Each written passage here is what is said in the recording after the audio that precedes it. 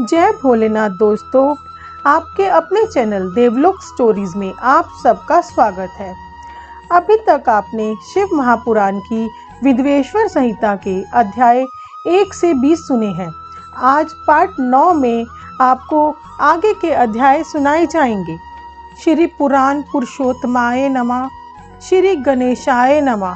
श्री शिव महापुराण विधवेश्वर संहिता अध्याय 21-22। पार्थिव पूजा की महिमा, शिव नैवेद्य भक्षण के विषय में निर्णय तथा बिल्व का महात्मा। तदनंतर ऋषियों के पूछने पर किस कामना की मूर्ति के लिए कितने पार्थिव लिंगों की पूजा करनी चाहिए, इस विषय का वर्णन करके सूत जी बोले, महर्षियों, पार्थिव लिंगों की पूजा कोटि कोटि यज्ञों का फल देने वाली है। कलयुग में लोगों के लिए शिवलिंग पूजन जैसा श्रेष्ठ दिखाई देता है, वैसा दूसरा कोई साधन नहीं है। यह समस्त शास्त्रों का निश्चित सिद्धांत है।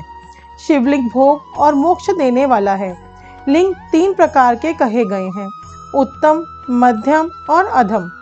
जो 4 अंगुल ऊंचा और देखने में सुंदर हो तथा वेदी से युक्त हो, उस शिवलिंग को शास्त्रज्ञ महर्षियों ने उत्तम कहा है। इससे आधा मध्यम और उससे आधा अधम माना गया है। इस तरह 3 प्रकार के शिवलिंग कहे गए हैं जो उत्तरोत्तर श्रेष्ठ हैं। ब्राह्मण, क्षत्रिय, वैश्य, शूद्र अथवा विलोम संकर कोई भी क्यों ना हो, वह अपने अधिकार के अनुसार वैदिक अथवा तांत्रिक मंत्र से सदा आदर पूर्वक शिवलिंग की पूजा करे। ब्राह्मणों, महर्षियों अधिक कहने से क्या लाभ। शिवलिंग का पूजन करने में स्त्रियों का तथा अन्य सब लोगों का भी अधिकार है। द्विजों के लिए वैदिक पद्धति से ही शिवलिंग की पूजा करना श्रेष्ठ है, परंतु अन्य लोगों के लिए वैदिक मार्ग से पूजा करने की सम्मति नहीं है। देवज्ञ द्विजों को वैदिक मार्ग से ही पूजन करना चाहिए, अन्य मार्ग से नहीं। यह भगवान शिव का कथन है। दधीची और गौतम आदि के शाप से जिनका चित्त दग्ध हो गया है, उन द्विजों की वैदिक कर्म में श्रद्धा नहीं होती। जो मनुष्य वेदों तथा स्मृतियों में कहे हुए सत्कर्मों की अवहेलना करके दूसरे कर्म को करने लगता है, उसका मनोरथ कभी सफल नहीं होता। इस प्रकार विधि पूर्वक भगवान शंकर का नैवेद्यांत पूजन करके उनकी त्रिभुवनमयी 8 मूर्तियों का भी वही पूजन करें। पृथ्वी, जल, अग्नि, वायु, आकाश, सूर्य, चंद्रमा तथा यजमान, ये भगवान शंकर की 8 मूर्तियां कही गई हैं। इन मूर्तियों के साथ शर्व, भव, रुद्र, उग्र, भीम, ईश्वर, महादेव तथा पशुपति, इन नामों की भी अर्चना करें। तदंतर चंदन, अक्षत और बिल्व पत्र लेकर वहां ईशान आदि के कर्म से भगवान शिव के परिवार का उत्तम भक्ति भाव से पूजन करें। ईशान, नंदी, चंड, महाकाल, भृंगी, वृष, स्कंद, कपर्दीश्वर, सोम तथा शुक्र, ये 10 शिव के परिवार हैं, जो क्रमशः ईशान आदि 10 दिशाओं में पूजनीय हैं। तत्पश्चात भगवान शिव के समक्ष वीरभद्र का और पीछे कीर्ति मुख का पूजन करके विधि पूर्वक 11 रुद्रों की पूजा करें। इसके बाद पंचाक्षर मंत्र का जप करके शतरुद्रीय स्रोत का, नाना प्रकार की स्तुतियों का तथा शिव पंचाग का पाठ करें। तत्पश्चात परिक्रमा और नमस्कार करके शिवलिंग का विसर्जन करें। इस प्रकार मैंने शिव पूजन की संपूर्ण विधि का आदर पूर्वक वर्णन किया। रात्रि में देव कार्य को सदा उत्तराभिमुख होकर ही करना चाहिए। इसी प्रकार शिव पूजन भी पवित्र भाव से सदा उत्तराभिमुख होकर ही करना उचित है। जहाँ शिवलिंग स्थापित है, उससे पूर्व दिशा का आश्रय लेकर नहीं बैठना या खड़ा होना चाहिए, क्योंकि वह दिशा भगवान शिव के आगे या सामने पड़ती है। शिवलिंग से उत्तर दिशा में ही ना बैठे, क्योंकि उधर भगवान शंकर का वामांग है, जिसमें शक्ति स्वरूपा देवी उमा विराजमान है। पूजक को शिवलिंग से पश्चिम दिशा में भी नहीं बैठना चाहिए, क्योंकि वह आराध्य देव का पृष्ठभाग है। अतः अविशिष्ट दक्षिण दिशा ही ग्राह्य है, उसी का आश्रय लेना चाहिए। तात्पर्य यह है कि शिवलिंग से दक्षिण दिशा में उत्तराभिमुख होकर बैठें और पूजा करें। विद्वान पुरुष को चाहिए कि वह भस्म का त्रिपुंड लगाकर, रुद्राक्ष की माला लेकर तथा बिल्व पत्र का संग्रह करके ही भगवान शंकर की पूजा करें। इनके बिना नहीं। मुनिवरों, शिव पूजन आरंभ करते समय यदि भस्म ना मिले तो मिट्टी से भी ललाट में त्रिपुंड अवश्य कर लेना चाहिए।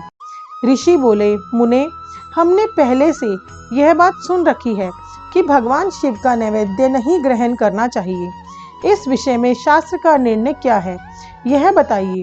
साथ ही बिल्व का महात्म्य भी प्रकट कीजिए। सूत जी ने कहा, मुनियों, आप शिव संबंधी व्रत का पालन करने वाले हैं, अतः आप सबको शतशः धन्यवाद है।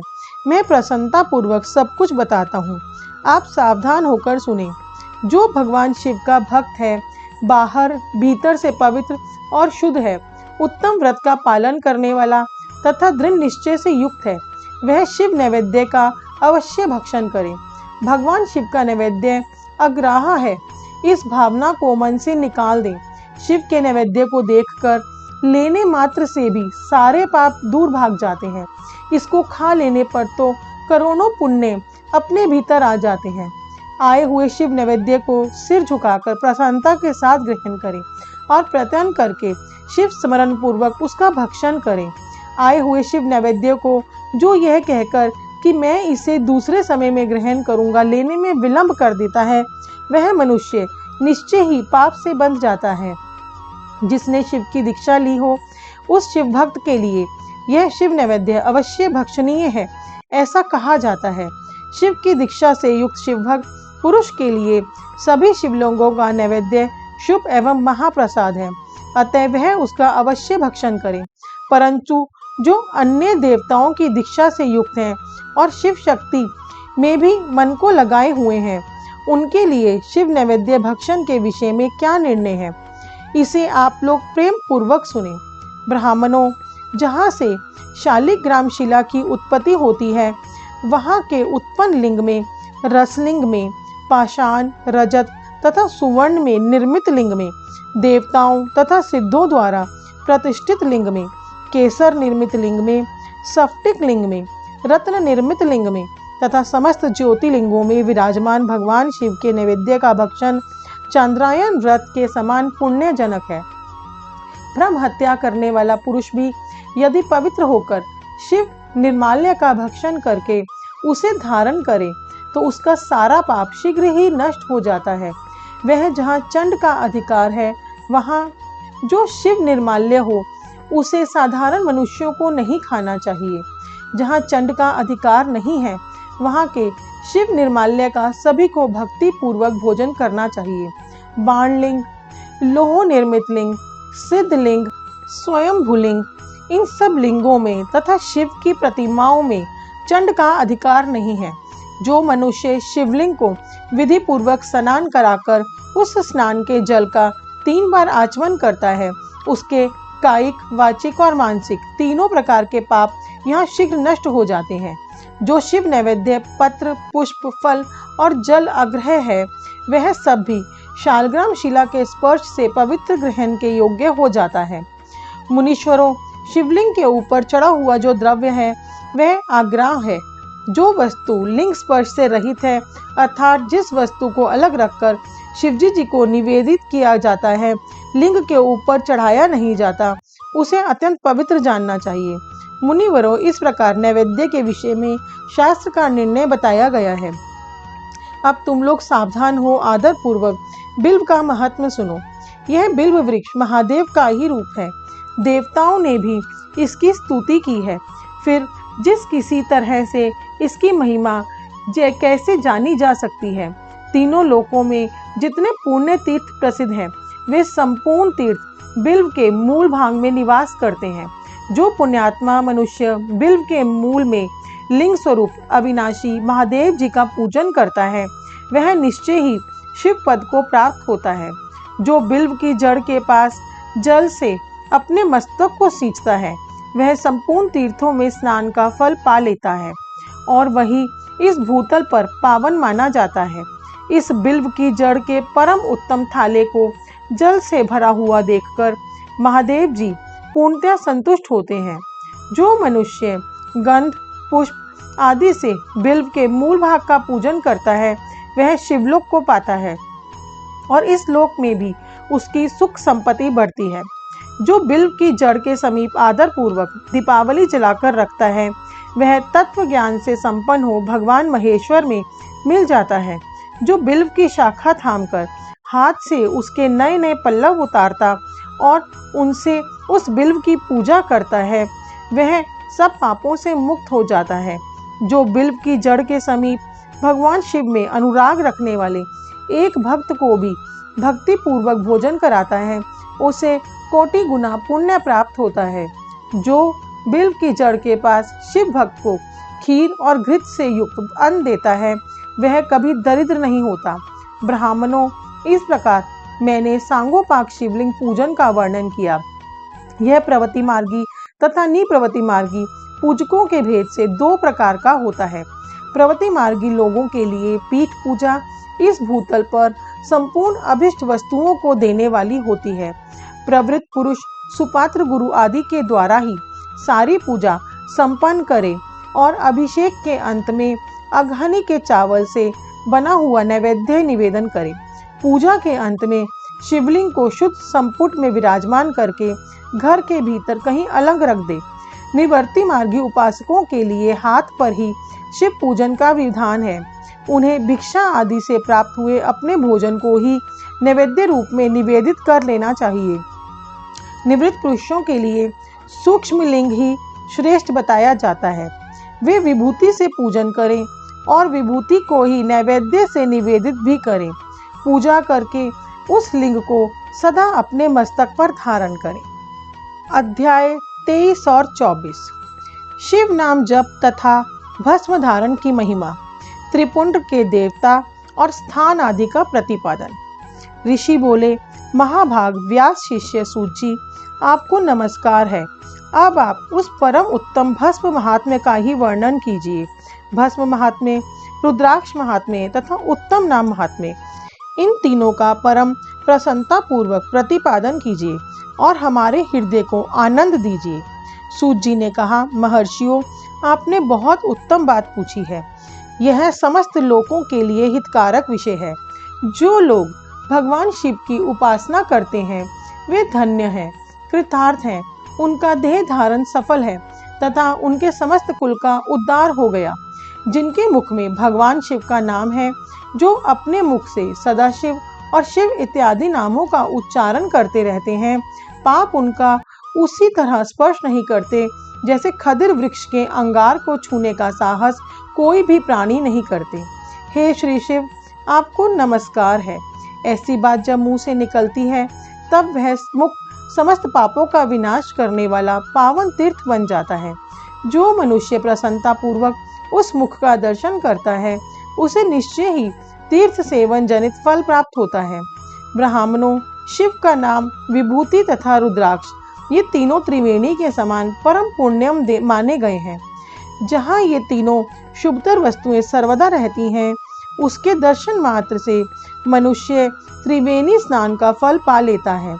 भगवान शिव का नाम गंगा है, विभूति यमुना मानी गई है तथा रुद्राक्ष को सरस्वती कहा गया है। इन तीनों की संयुक्त त्रिवेणी समस्त पापों का नाश करने वाली है।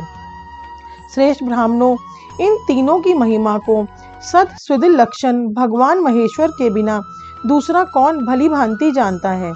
इस ब्रह्मांड में जो कुछ है वह सब तो केवल महेश्वर ही जानते हैं। विप्रगण, मैं अपनी श्रद्धा भक्ति के अनुसार संक्षेप से भगवान नामों की महिमा का कुछ वर्णन करता हूँ। तुम सब लोग प्रेम पूर्वक सुनो। यह नाम महत्व समस्त पापों को हर लेने वाला सर्वोत्तम साधन है। शिव इस नाम रूपी दामानल से महान पातक रूपी पर्वत अनायास ही भस्म हो जाता है।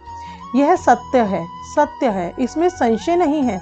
शौनक, पाप मूलक जो नाना प्रकार के दुख हैं वे एकमात्र शिव नाम से ही नष्ट होने वाले हैं। दूसरे साधनों से संपूर्ण यत्न करने पर भी पूर्णतया नष्ट नहीं होते हैं।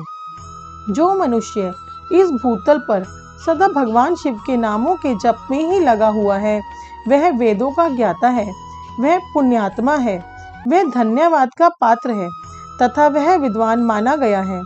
मुने, जिनका शिव नाम जप में विश्वास है, उनके द्वारा आचरित नाना प्रकार के धर्म तत्काल फल देने के लिए उत्सुक हो जाते हैं।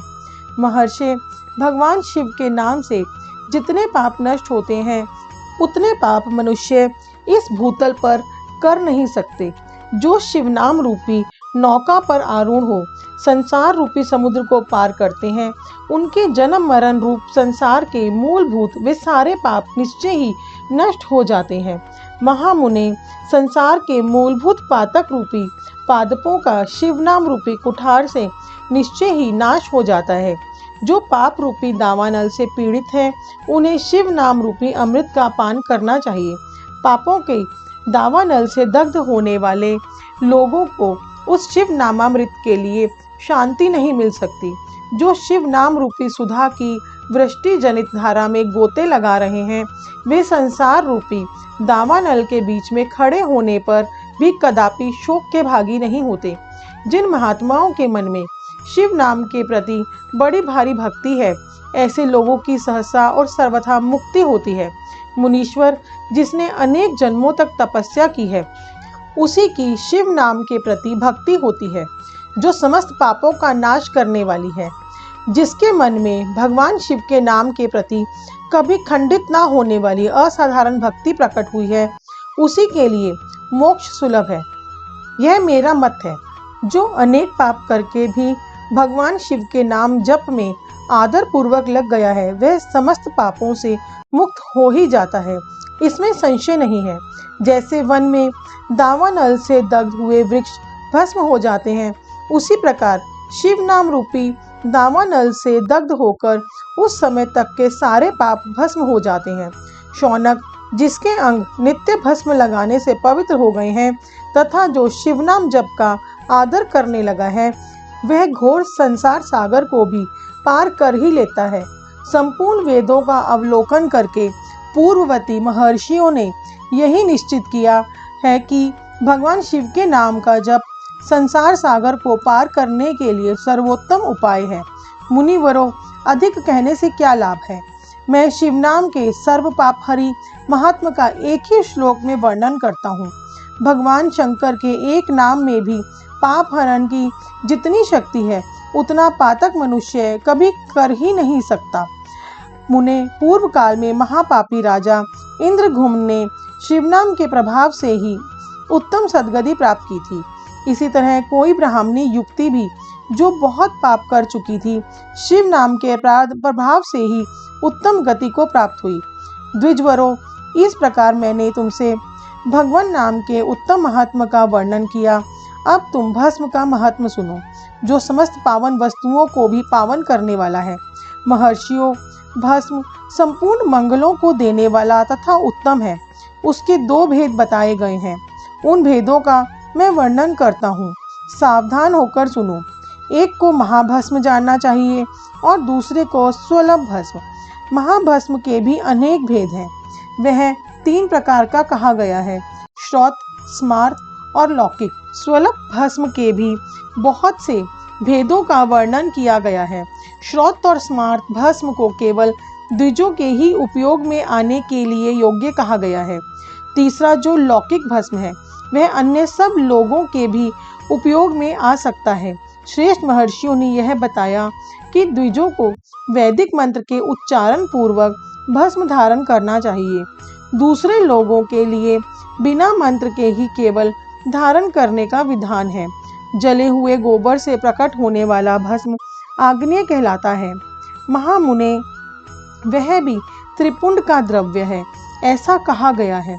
अग्निहोत्र से उत्पन्न हुए भस्म का भी मनीषी पुरुषों को संग्रह करना चाहिए।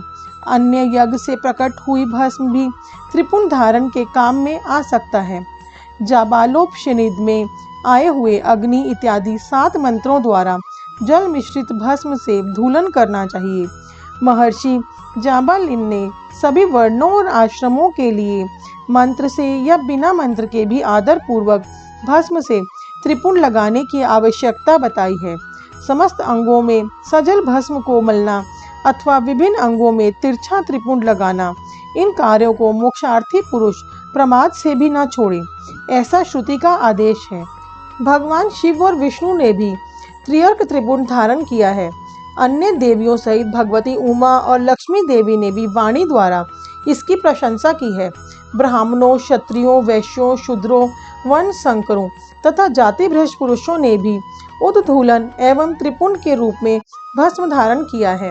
इसके पश्चात भस्म धारण तथा त्रिपुंड की महिमा एवं विधि बताकर सूत जी ने फिर कहा, महर्षियों, इस प्रकार मैंने संक्षेप से त्रिपुंड का महात्मा बताया है। यह समस्त प्राणियों के लिए गोपनीय रहस्य है, अतः तुम्हें भी इसे गुप्त ही रखना चाहिए। मुनिवरों, ललाट आदि सभी निर्दिष्ट स्थानों में जो भस्म से 3 तिरछी रेखाएं बनाई जाती हैं, उन्हीं को विद्वानों ने त्रिपुंड कहा है। भौहों के मध्य भाग से लेकर जहाँ तक भौहों का अंत है, उतना ही बड़ा त्रिपुंड ललाट में धारण करना चाहिए। मध्यमा और अनामिका अंगुली से 2 रेखाएं करके बीच में अंगुष्ठ द्वारा प्रतिलोम भाव से की गई रेखा त्रिपुंड कहलाती है। अथवा बीच की 3 उंगलियों से भस्म लेकर यत्न पूर्वक भक्ति भाव से ललाट में त्रिपुंड धारण करें। त्रिपुंड अत्यंत उत्तम तथा भोग और मोक्ष को देने वाला है। त्रिपुंड की 3 रेखाओं में से प्रत्येक के 9 देवता हैं, जो सभी अंगों में स्थित हैं। मैं उनका परिचय देता हूँ, सावधान होकर सुनो। मुनिवरों, प्रणव का प्रथम अक्षर अकार, ग्रहपत्य अग्नि, पृथ्वी, धर्म, रजोगुण ऋग्वेद, क्रिया शक्ति, प्रातः सेवन तथा महादेव, ये त्रिपुंड की प्रथम रेखा के 9 देवता हैं। यह बात शिव दीक्षा परायण पुरुषों को अच्छी तरह समझ लेनी चाहिए। प्रणव का दूसरा अक्षर उकार, दक्षिणाग्नि आकाश, सत्वगुण यजुर्वेद, मध्यम दिन सवन, इच्छा शक्ति, अंतरात्मा तथा महेश्वर, ये दूसरी रेखा के 9 देवता हैं। प्रणव का तीसरा अक्षर मकार, आहावनीय अग्नि, परमात्मा, तमोगुण, झूलोक, ज्ञान शक्ति, सामवेद, तृतीय सवन तथा शिव, ये तीसरी रेखा के 9 देवता हैं। इस प्रकार स्थान देवताओं को उत्तम भक्ति भाव से नित्य नमस्कार करके स्नान आदि से शुद्ध तत्व हुआ पुरुष यदि त्रिपुंड धारण करे तो भोग और मोक्ष को भी प्राप्त कर लेता है। मुनीश्वर, ये संपूर्ण अंगों में स्थान देवता बताए गए हैं, अतः उनके संबंधी स्थान बताता हूँ। भक्ति पूर्वक सुनो। 32, 16, 8 अथवा 5 स्थानों में त्रिपुंड का न्यास करें। मस्तक, ललाट, दोनों कानों, दोनों नेत्र, दोनों नासिका, मुख, कंठ, दोनों हाथों, दोनों कोहनी, दोनों कलाई, हृदय, दोनों पार्श्व भाग, नाभि, दोनों अंडकोश, दोनों उरु, दोनों गुल्फ, दोनों घुटने, दोनों पिंडली और दोनों पैर, ये 32 उत्तम स्थान हैं। इनमें क्रमशः अग्नि, जल, पृथ्वी, वायु, 10 दिक् प्रदेश, 10 दिक्पाल तथा 8 वसुओं का निवास है। धर, ध्रुव, सोम, आप, अनिल, अनल, प्रयूष और प्रभास, ये 8 वसु कहे गए हैं। इन सब का नाम मात्र लेकर इनके स्थान में विद्वान पुरुष त्रिपुंड धारण करें अथवा एकाग्रजित हो 16 स्थान में त्रिपुंड धारण करें। मस्तक, ललाट, कंठ, दोनों कंधों, दोनों भुजाओं, दोनों कोहनियों तथा दोनों कलाइयों में, हृदय में, नाभि में, दोनों पसलियों में तथा पृष्ठ भाग में त्रिपुंड लगाकर वहां दोनों अश्विनी कुमारों का शिव शक्ति, रुद्र, ईश तथा नारद का और वामा आदि 9 शक्तियों का पूजन करें। ये सब मिलकर 16 देवता हैं। अश्विनी कुमार 2 कहे गए हैं, नासत्य और दस्त्र अथवा मस्तक, केश, दोनों कान, मुख, दोनों भुजा, हृदय, नाभि, दोनों उरु, दोनों जानू, दोनों पैर और पृष्ठभाग, इन 16 स्थानों में 16 त्रिपुंड का न्यास करें। मस्तक में शिव, केश में चंद्रमा, दोनों कानों में रुद्र और ब्रह्म, मुख में विघ्नराज गणेश, दोनों भुजाओं में विष्णु और लक्ष्मी, हृदय में शंभु, नाभि में प्रजापति, दोनों अरुओं में नाग और नाग कन्याएं, दोनों घुटनों में ऋषि कन्याएं, दोनों पैरों में समुद्र तथा विशाल पृष्ठभाग में संपूर्ण तीर्थ देवता रूप से विराजमान है। इस प्रकार 16 स्थानों का परिचय दिया गया। अब 8 स्थान वाले बताए जाते हैं। गुह स्थान, ललाट, परम उत्तम, कर्णयुगल, दोनों कंधे, हृदय और नाभि, ये 8 स्थान हैं। इनमें ब्रह्मा तथा सप्तऋषि, ये 8 देवता बताए गए हैं। मुनीश्वरों, भस्म के स्थान को जानने वाले विद्वानों ने इस तरह 8 स्थानों का परिचय दिया है, अथवा मस्तक, दोनों भुजाएं, हृदय और नाभि। इन 5 स्थानों को भस्म वेता पुरुषों ने भस्म धारण करने की योग्य बताया है। यथा संभव देश, काल आदि की अपेक्षा रखते हुए उदूलन को अभिमंत्रित करना और जल में मिलाना आदि कार्य करें। यदि उन्मूलन में भी असमर्थ हो तो त्रिपुण आदि लगाएं। त्रिनेत्रधारी, तीनों गुणों के आधार तथा तीनों देवताओं के जनक भगवान शिव का स्मरण करते हुए नमः शिवाय कहकर ललाट में त्रिपुण लगाएं। ईशाम्भ्य नमः कहकर दोनों पार्श्व भागों में त्रिपुण धारण करें। बीजाम्भ्य नमः यह बोलकर दोनों कलाइयों में भस्म लगावें। प्रीताम्भ्य नमः यह कहकर नीचे के अंग में, उमेशानभ्य नमः कहकर ऊपर के अंग में तथा भीमाय नमः कहकर पीठ में और सिर के पिछले भाग में त्रिपुण लगाना चाहिए। दोस्तों, शिव पुराण पाठ 9 में आपने शिव महापुराण की विंध्येश्वर संहिता का अध्याय 21 से 24 सुना है। नेक्स्ट पार्ट में हम आपको आगे के अध्याय सुनाएंगे। पूरी शिव महापुराण सुनने के लिए हमारे चैनल को सब्सक्राइब कीजिए। कमेंट बॉक्स में जय भोलेनाथ लिखना ना भूलिए। हमें इतना प्यार और सहयोग देने के लिए आप सबका बहुत बहुत धन्यवाद।